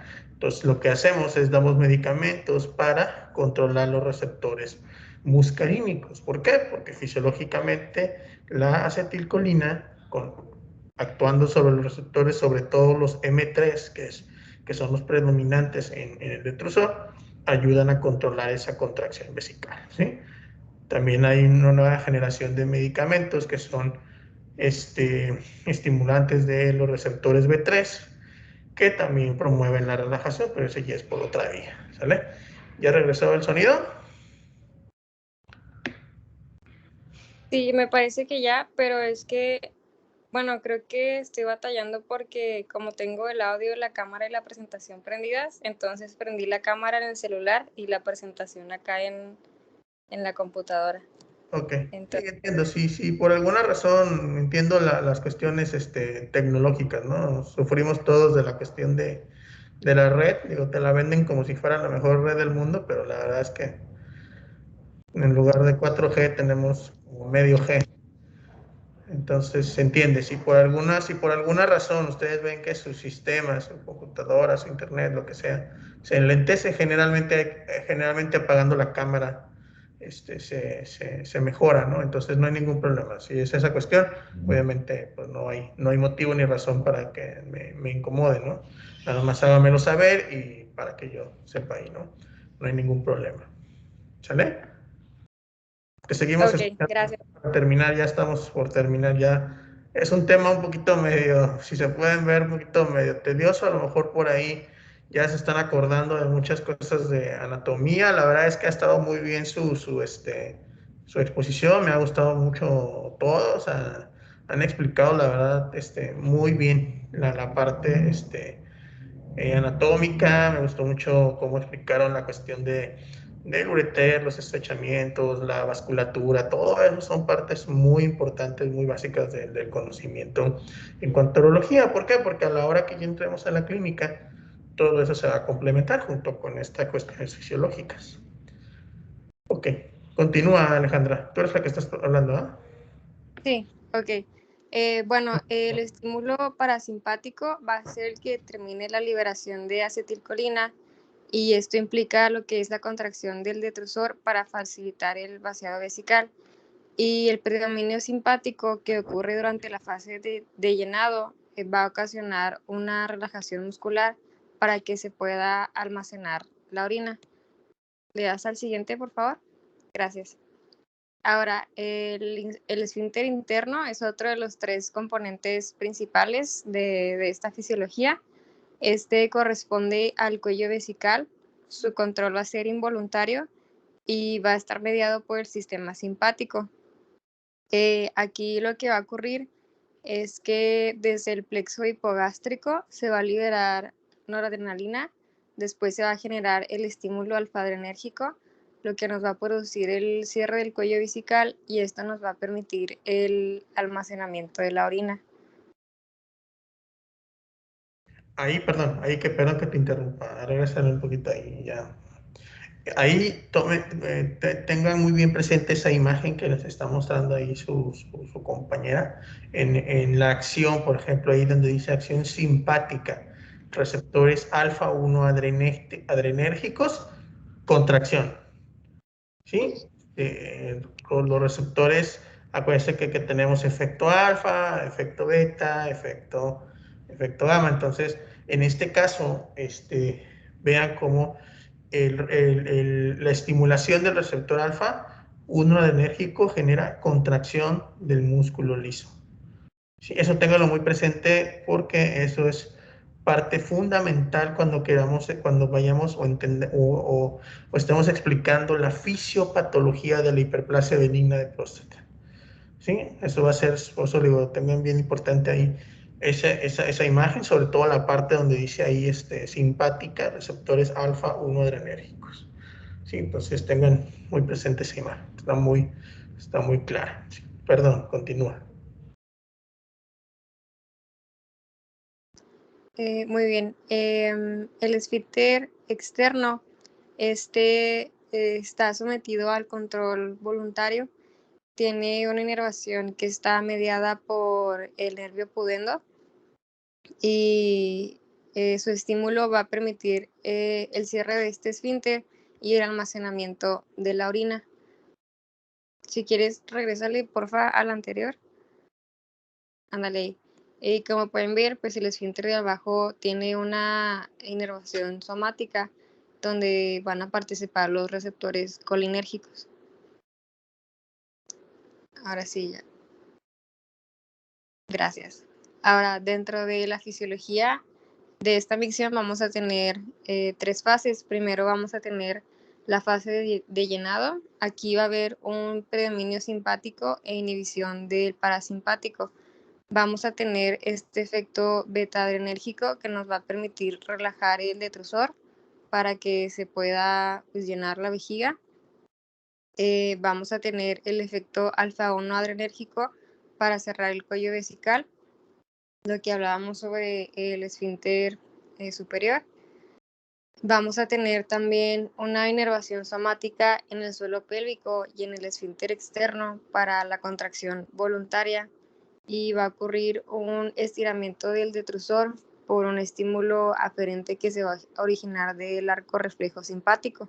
Entonces, toda esta fase de llenado ocurre cuando la vejiga tiene de un poquito menos de 150 a 200 mililitros, porque cuando se llega a estos valores es cuando se inicia el deseo de micción. Se menciona que a partir de los 50 cc, este deseo pues va a aumentar.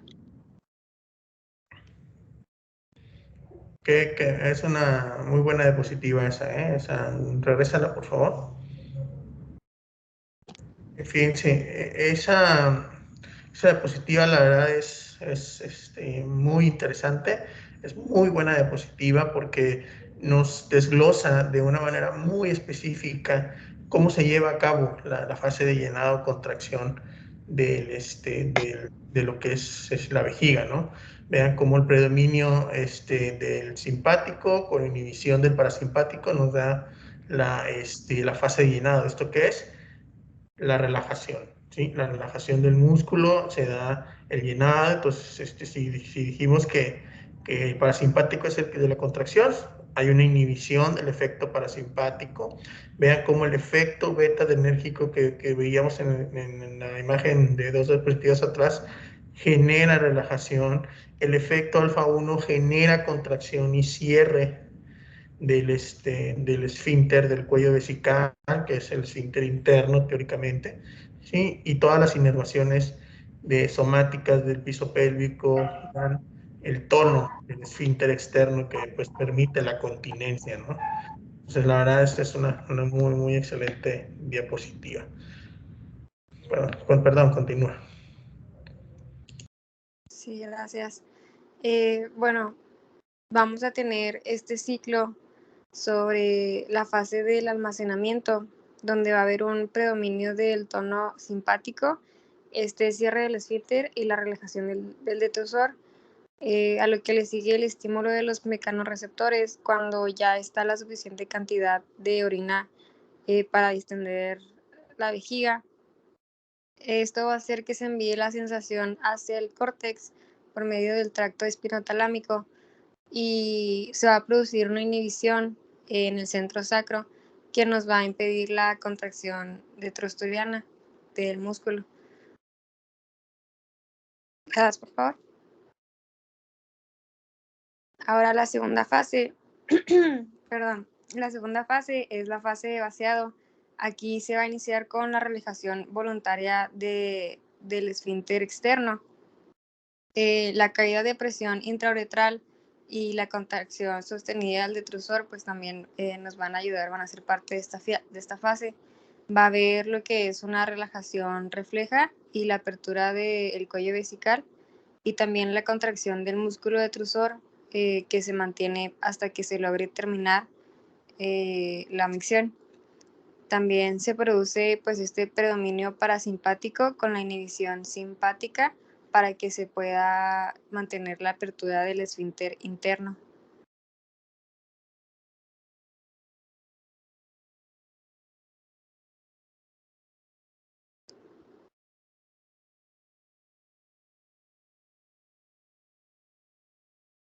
Bueno, me faltaba nada más una diapositiva que decía puntos importantes, que son que la presión intravesical siempre debe superar a la presión uretral, que la inhibición simpática consigue relajar el cuello vesical y la uretra, que, creo que ya se está viendo, sí, que la inervación somática va a relajar el esfínter externo, también que los estímulos simpáticos colinérgicos van a ser los responsables de que se contraiga el detrusor y que el simpático se inhibe activamente para poder favorecer la contracción del detrusor y relajar la uretra. Todo esto, pues, puntos importantes para que se pueda llevar a cabo una micción correcta. Y eso sería todo por nuestra parte. Muy bien, la verdad es que me gustó mucho nuevamente su presentación, la verdad los felicito, me agradó mucho la presentación.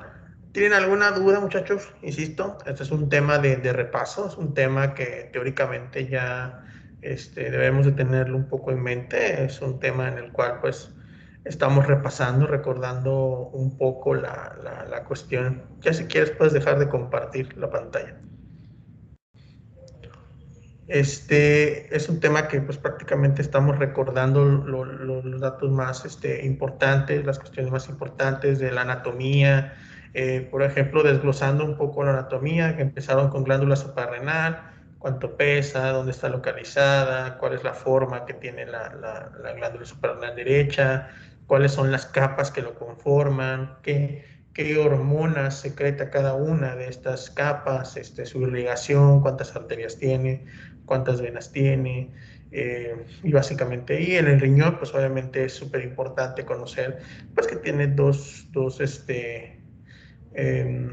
lados de lo que mencionaba, un lado cóncavo y un lado convexo, la cuestión arterial también, en cuanto a fisiología, cuánto es el porcentaje de gasto cardíaco que teóricamente le corresponde a cada riñón, cómo se dividen las arterias conforme entra, desde la arteria renal, las arterias segmentarias, desde la interlobular, la interlobar, las arterias aceiformes, ¿sí? Tener muy en cuenta ya combinado con la fisiología, lo que hablaron sobre la unidad fisiológica fundamental, que es la nefrona.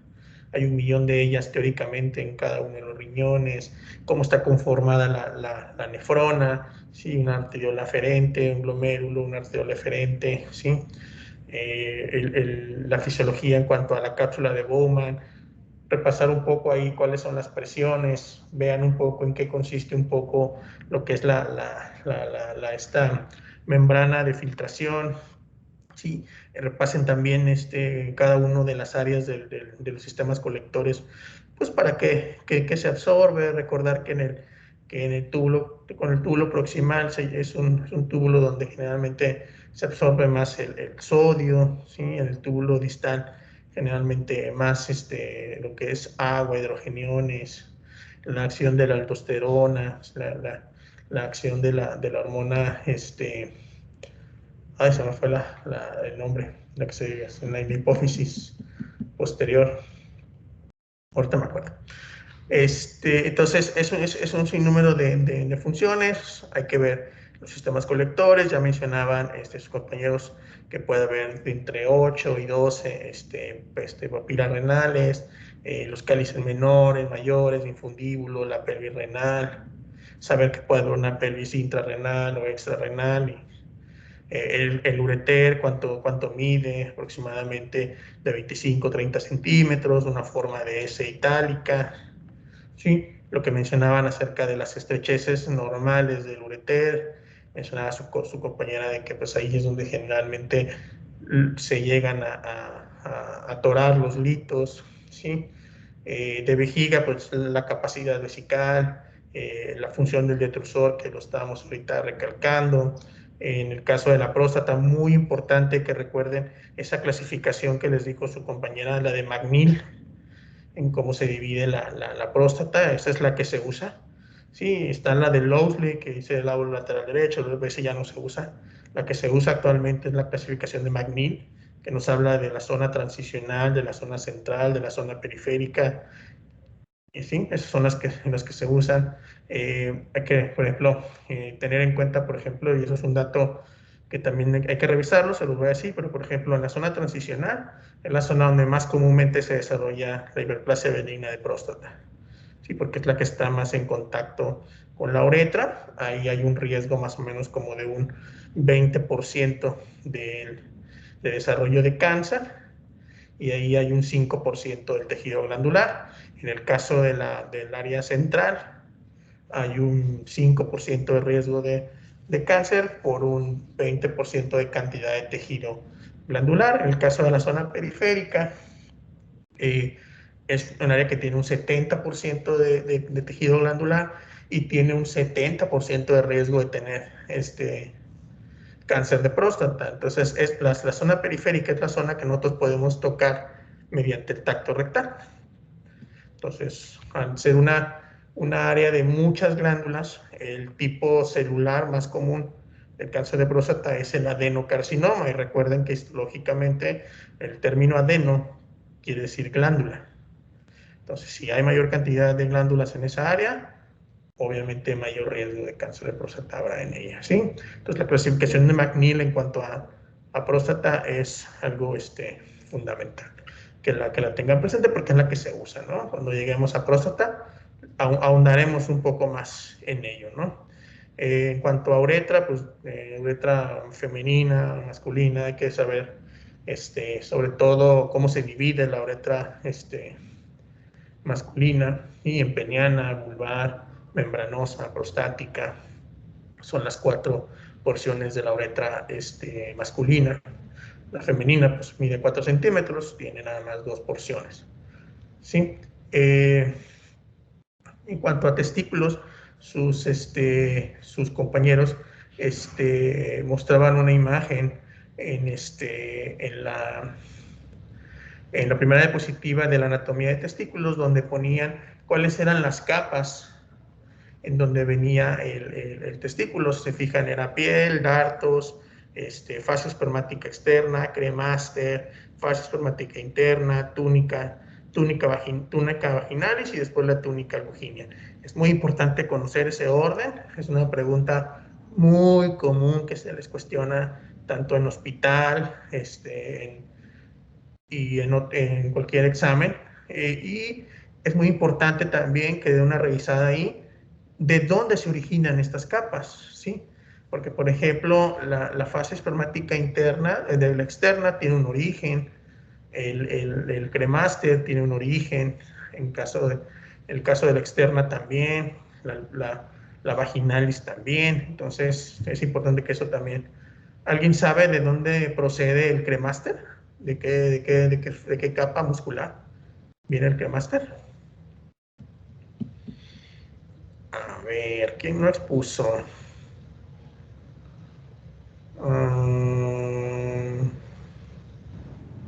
Yo lo expuse. ¿Mande? Yo expuse eso, pero la verdad no conozco la respuesta de la capa muscular.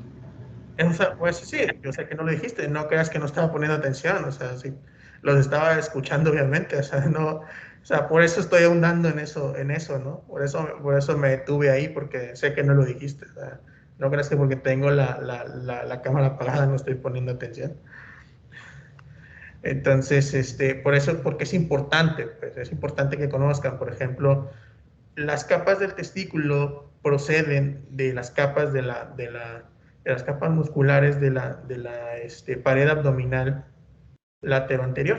Entonces, ¿qué músculos hay en la pared lateral anterior del abdomen? ¿Alguien lo sabe?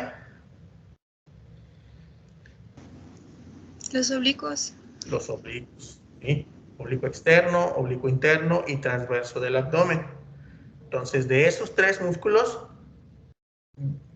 hay una proyección hacia capas del testículo. Eso es muy importante. Entonces, eso es algo que hay que revisar. Por eso hundo, porque es una pregunta muy común que se les hace. ¿Ok? Pene, pues ya en ese momento ya les comentaba acerca de la diferencia de lo que es el cuerpo cavernoso, el cuerpo esponjoso. Sí, no es un tema tampoco del temario, pero las fracturas de pene en este caso son por ruptura de la fascia de Bock.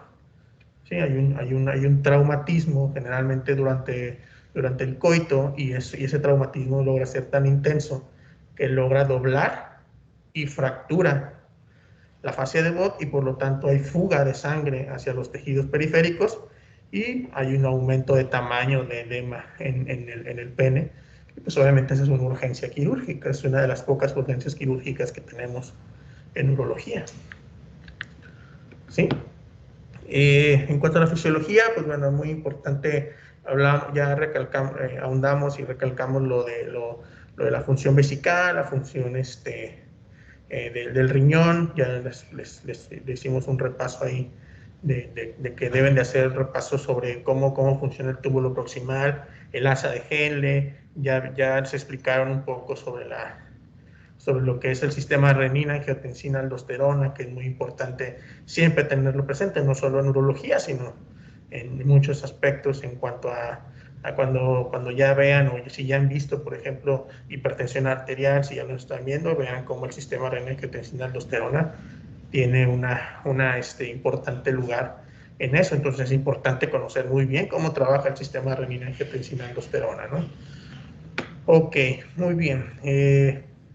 Bueno, se mencionó también lo de la espermatogénesis, cómo actúa de forma, en cuanto a en las células primordiales, cómo se va desarrollando, cómo se desarrolla las células de Sertoli, y todas esas células se van de espermatogonia, se vayan llevando las líneas celulares hasta poder llegar hasta un espermatozoide maduro, ¿sí? Por increíble que les parezca, esa espermatogénesis se lleva en un ambiente lejos del sistema inmunitario. Por eso es que, por ejemplo, cuando hacemos vasectomías a los pacientes y después se quieren volver a reconectar, puede existir un riesgo importante de que no puedan tener familia, porque a la hora que nosotros cortamos y separamos el conducto deferente, se vierte de manera microscópica una cantidad de espermatozoides, y el sistema inmunológico dice: ah, caray, esto yo no lo reconocía, y se crean anticuerpos antiespermatozoides. Y ese es uno de los factores a veces por los cuales pacientes que se hicieron la vasectomía más de 5 años, se les dice, ¿sabes qué? Pues tu probabilidad de que puedas tener familia es baja, porque ya después de 5 años ya se ha visto que los títulos de anticuerpos antiespermatozoides son muy altos. Sí, son, pues digo, detalles que debemos de conocer, ¿no? Y pues obviamente esta es la base, ¿no? La anatomía. Yo siempre les he dicho a todos, o sea, la base si uno trae muy buenas bases de las materias básicas, las materias clínicas se van a entender con demasiada facilidad, ¿no? Entonces, no, siempre, pues la vez pasada les comentaba, siempre repasen, antes de que vayan a entrar a una materia clínica, repasen esta parte. Digo, ¿por qué? Porque hay algunos maestros que se brincan estos temas, ¿no? Por decir, ya, se supone que ya lo saben, ¿no? Pero tampoco es cierto, o sea, no podemos saber todos. Está bien hacer un repaso. ¿Dudas, muchachos? ¿No? ¿Seguros? Bueno, les encargo, por favor, que le den todavía una repasada a este tema. Es muy importante. Y nos vemos el próximo martes. El tema que sigue el equipo 2 es el de laboratorio, ¿no? Si no me equivoco. ¿No? No parece. A ver. Creo que es semiología.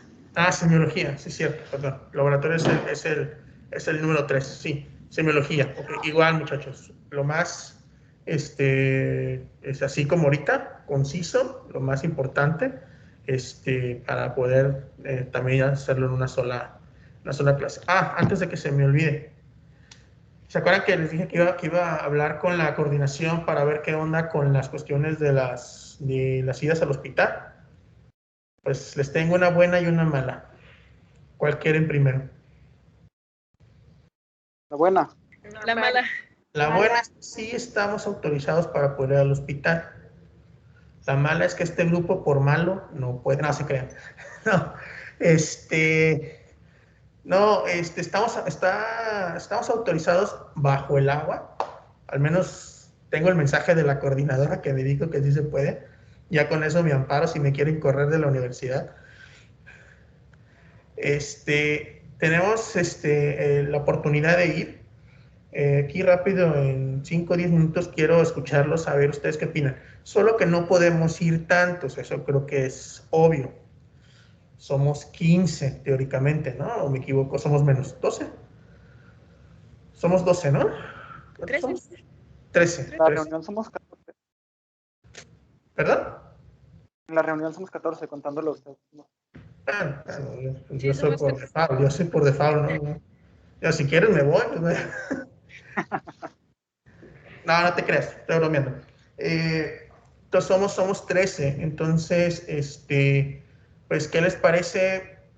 Digo, no podemos ir más de 2, eso sí, o sea, 2 de ustedes, pues 2 de ustedes y yo, o sea, no podemos ir más, pues, la realidad es que nos están autorizando así bajo el agua, y pues creo que es muy prudente, ¿no?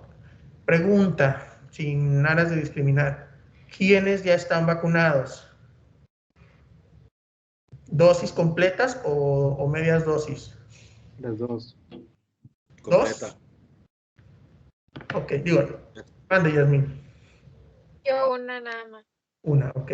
Bueno, está bien, digo, eso no es motivo para que no vayan, digo, yo solo como para hacer más o menos un sondeo, pues cuántos más o menos están de forma completa. Pero bueno, creo que ya va a venir la segunda dosis, ¿no? Para los mayores de 18 años, ¿no? Ya, creo que en estos días, en una semana, 2 semanas, yo creo ya se estarán aplicando la segunda dosis. Que cuando sea eso, muy probablemente a lo mejor habrá que ver la estrategia para que los que falten vayan, y si hay motivo, razón suficiente para suspender la clase por ese motivo, lo haremos, ¿no? Eso es sumamente importante, ¿no? Esperemos que no tengamos que hacerlo, pero si es necesario, pues lo haremos, ¿no? Sobre todo para que los que falten atiendan ese evento, ¿no? De la vacunación. Entonces, muchachos, nos tenemos que poner de acuerdo. Si quiere, ahora, mi detalle es que no sé cómo andan en la mañana. Ya que les comentaba que pues realmente la consulta es temprano. Son los lunes, los martes y los miércoles a las 8 de la mañana. Entonces, son detalles que pues obviamente tenemos que ver. Ahora, otra cosa que podemos hacer, un poquito más arriesgada, pero también cuenta como ir al hospital, es que puedan ir a alguna de mis cirugías particulares. También esa es otra opción. Generalmente las cirugías particulares empiezan como a las 10 de la mañana.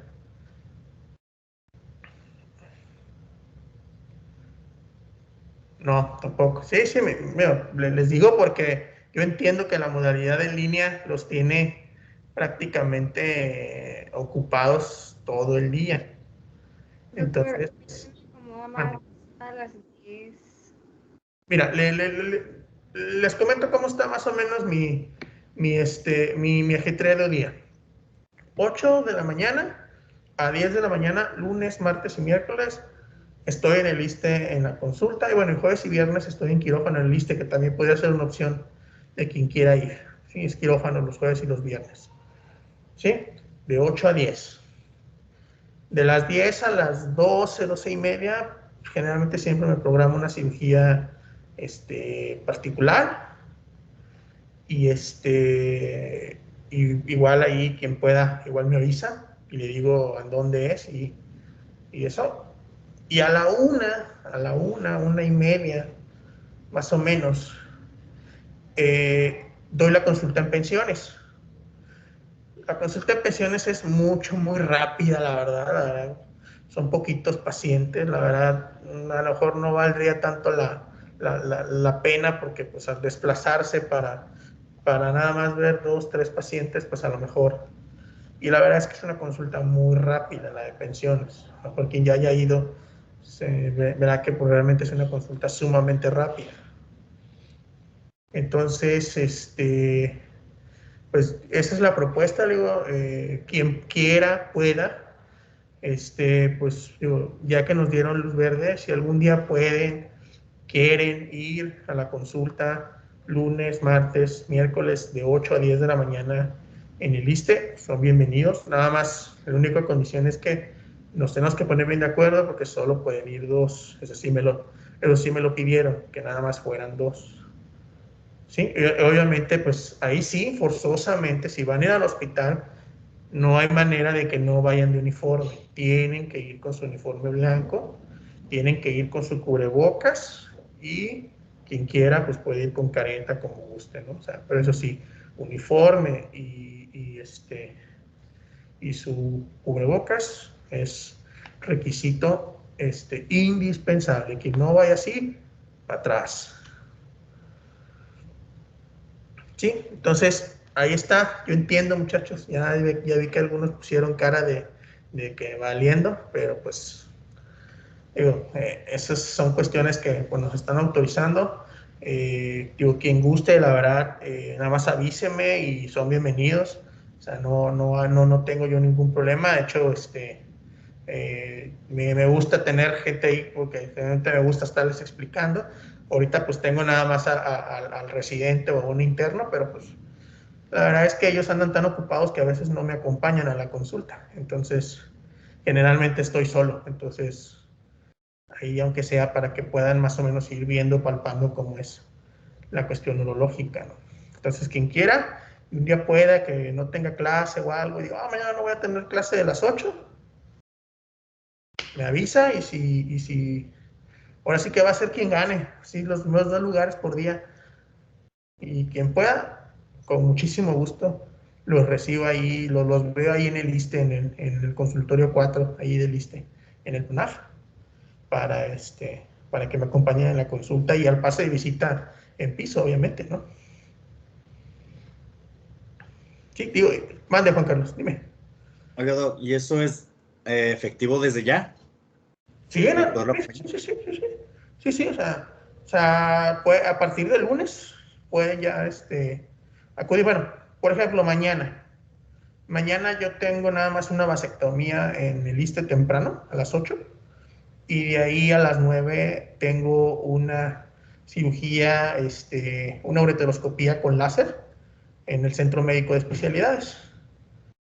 Entonces, igual, quien quiera y pueda, pues ahí cae, ¿no? Y si va mañana al ISSSTE temprano, que diga, no, si alcanzo a ir al ISSSTE mañana, pues de ahí si quieres nos brincamos al centro médico, ¿no? A la otra cirugía, ¿no?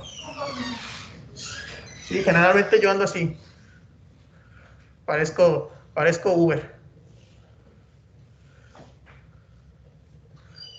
Entonces, aquí, sí, gran tramo de la plática los venía escuchando en el carro, me estaba trasladando de mi casa al hospital. Entonces, para que vean que no porque van a salir de la escuela ya está todo muy bonito. Doc, entonces, nada más es cuestión de avisarle, mandarle un mensaje. Es cuestión de avisarme, o sea, por favor, si quieren en el chat de que tenemos, para que así, por ejemplo, haya un orden, ¿no? De decir, no, pues ya están los 2 de mañana y pues ni modo, ¿no? El que no, como para hacerlo un poquito lo más justo, ¿no? Para que no vayan a decir, el doctor me escogió quien fuera, no. En el chat digo, yo voy mañana y ya es un lugar, y luego yo voy y ya 2 y listo. Se acabó, ¿sale? Muy bien, doctor. Hacerlo lo más justo, ¿no? Para que no haya como que, el doctor fue el que dijo quién fuera y quién no. Quien diga primero en el chat, listo. ¿Va? Muy bien, doctor. Pero la invitación es desde ya, ¿eh? Desde ya. Oye, obviamente si es quirófano, por cuestiones a veces de que el hospital no les presta uniformes o algo, ustedes lleven su uniforme quirúrgico, por favor. ¿Sí? Allá, pues, botas y gorros desechables y pues, bueno, ustedes van a llevar su cubrebocas. Eso allá lo tenemos, ¿no? Eso no hay problema, eso es desechable. Pero sí, uniformes quirúrgicos, pues, a veces no hay, pues, me va a dar pena que vayan y que, pues, no traje mi uniforme. Lleven su uniforme, por cualquier cosa. ¿Sale? Gracias, doctor. ¿Sale? Bueno. Buenas tardes, Sí, muchachos. doctor. Gracias. Nos vemos en estos días. No, pues el martes. Sale, doc, gracias. Hasta luego. Hasta Hasta el luego. martes, doctor. Gracias. Nos vemos. Bye.